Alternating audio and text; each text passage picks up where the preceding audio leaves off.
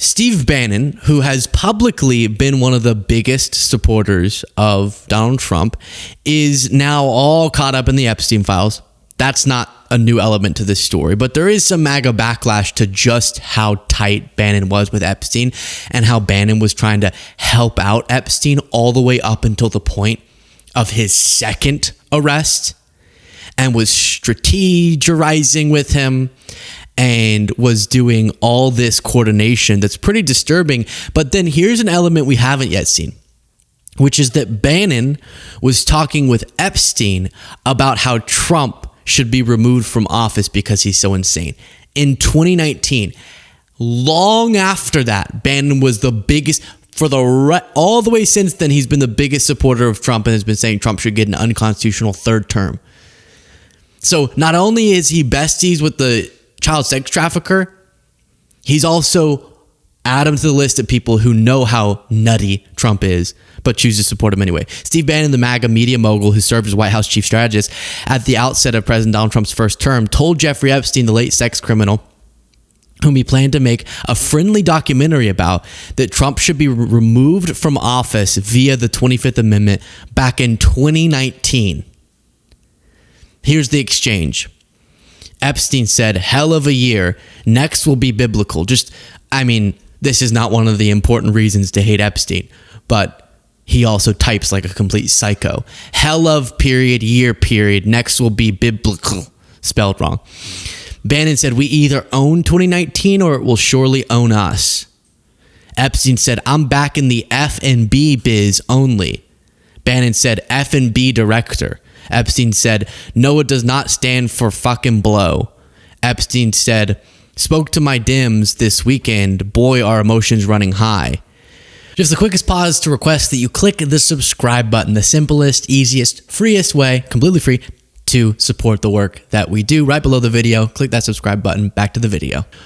Why do psychos text and type so weirdly? It's actually interesting. It's notable because Epstein does this. Spoke to my Dims period this weekend period. Boy, are emotions running high. No period.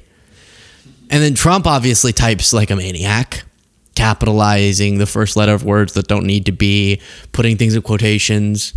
President Trump has decreed. It's interesting. Bannon said, "Going to blow him up right out of the box. White House has zero plan to punch back.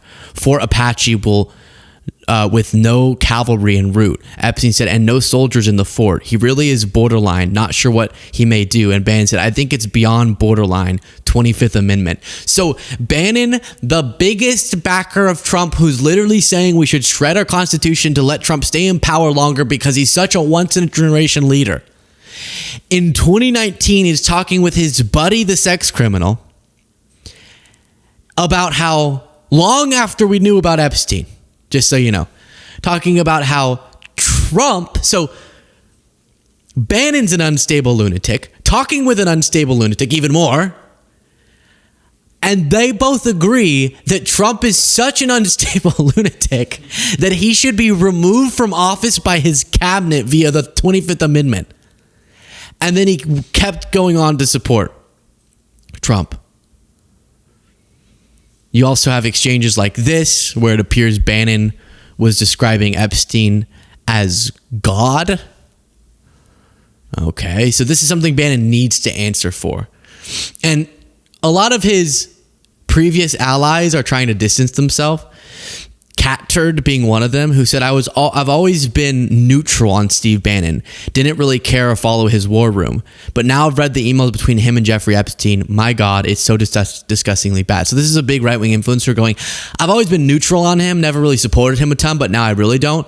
But if you scroll up, you see that many, many times before, this account said, I stand with Steve Bannon. I stand with Steve Bannon. I stand with Steve Bannon. Just be honest. Now that you've learned this information, you don't want to be associated with him. But the whole, I never even knew who Steve Bannon was thing, it's pitiful. You had over the weekend the DOJ come out and say, all right, we've officially released everything. That's it. Here's everything we have. And then the latest report says that this may just be 2% of the Epstein documents. It's getting crazy. And look at all these right-wing influencers who, after this DOJ news, literally must have gotten a text message from the White House, because they all sent the same language about Pam Bondi calling this finished. Here's Alex Jones's post.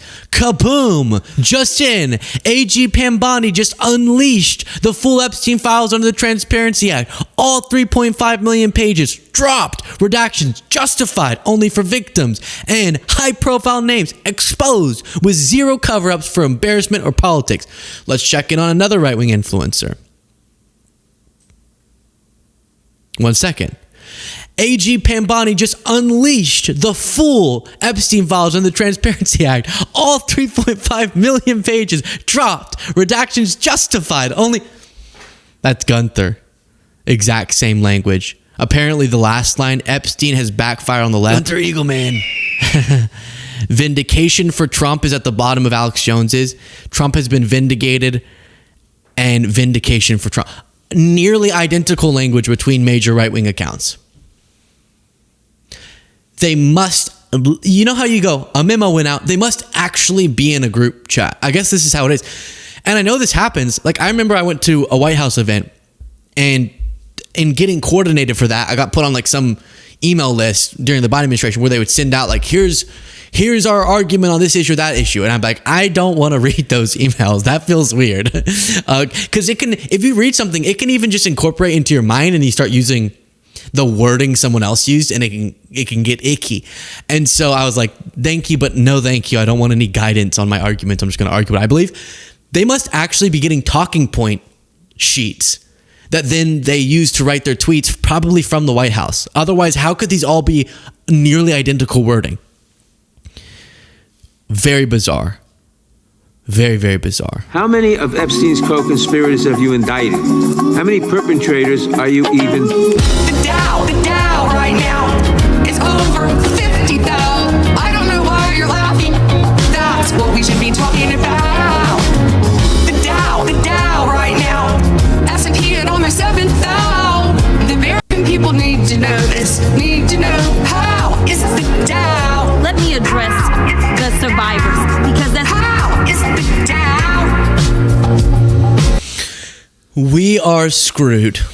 We're screwed as a people. We now have genuinely catchy songs that I've been humming all weekend, coming out of It's the Dow, coming out of a hearing where the Attorney General tries to claim the stock market doing well is what Democrats are trying to distract from with Epstein, and refusing to apologize to survivors. That's grim. And our meme culture is such that I'm literally humming the song version of that hearing on Valentine's Day. That's the state of things in the country, where my happiest moment at work was thinking that song was really catchy. And then my saddest moment at work was realizing what the song was about and what the audio was from. It's the Dow. It's just like, oh, how'd they use it with her words? They made it with her words. That's so cool. And then the guys always make fun of me because I'm behind the times. And they said, that was like 2010, a thing to do, making a song out of someone speaking. But I think it's very interesting. And then meanwhile, you have Stephen Chung there, who is the White House communications guy. And he is upset about the Epstein files rollout, about people calling for transparency, and said Ro Khanna and Thomas Massie are some of the dumbest retards ever to be in Congress. They knowingly and willfully ruin the lives of innocent people who had nothing to do with Epstein.